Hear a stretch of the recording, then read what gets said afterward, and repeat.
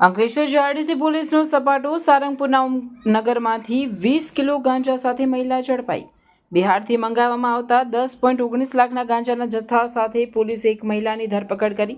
મુખ્ય સૂત્રધાર વોન્ટેડ જાહેર। ઔદ્યોગિક નગરી અંકલેશ્વરમાં નશાના કાળા કારોબાર વિરુદ્ધ જીઆરડીસી પોલીસે મોટી સફળતા મેળવી છે। પોલીસની ટીમે બાતમીના આધારે સારંગપુર વિસ્તારમાં આવેલા ઓમનગરના એક રહેણાંક મકાનમાં દરોડા પાડી 20 કિલો ગાંજાનો જથ્થો ઝડપી પાડ્યો છે। આંતરરાષ્ટ્રીય બજારમાં જેની કિંમત અંદાજે 10.19 લાખ આંકવામાં આવે છે। આ મામલે પોલીસે એક મહિલાની ધરપકડ કરી છે, જ્યારે બિહારના મુખ્ય સપ્લાયરને વોન્ટેડ જાહેર કર્યો છે। અંકલેશ્વર જીઆરડીસી પોલીસ મથકના અધિકારીઓને બાતમી મળી હતી કે સારંગપુર વિસ્તારના મીરાનગર નજીક આવેલા ઓમનગરમાં એક મકાનમાંથી નશીલા પદાર્થોનું ગેરકાયદેસર વેચાણ થઈ રહ્યું છે।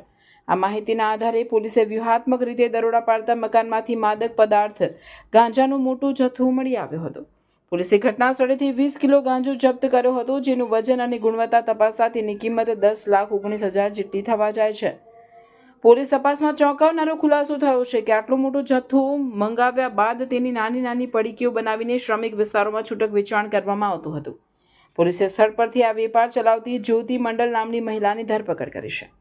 પકડાયેલી મહિલાની પ્રાથમિક પૂછપરછમાં સામે આવ્યું છે કે નશાનો આ જથ્થો મૂળ બિહારના મિથુન મંડળ દ્વારા અંકલેશ્વર મોકલવામાં આવતો હતો।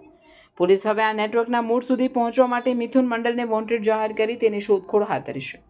જીઆરડીસી પોલીસે આ મામલે એનડીપીએસ એક્ટ હેઠળ ગુનો નોંધી વધુ તપાસ શરૂ કરી છે। આ જથ્થો બિહારથી કયા માધ્યમ દ્વારા આવતો હતો અને અંકલેશ્વરમાં અન્ય કોણ કોણ આ નેટવર્ક સાથે જોડાયેલું છે તે દિશામાં પણ તપાસ તેજ કરવામાં આવશે। અંકલેશ્વર પોલીસની આ કામગીરીથી ડ્રગ્સ માફિયાઓમાં ફફડાટ ફેલાઈ ગયો છે।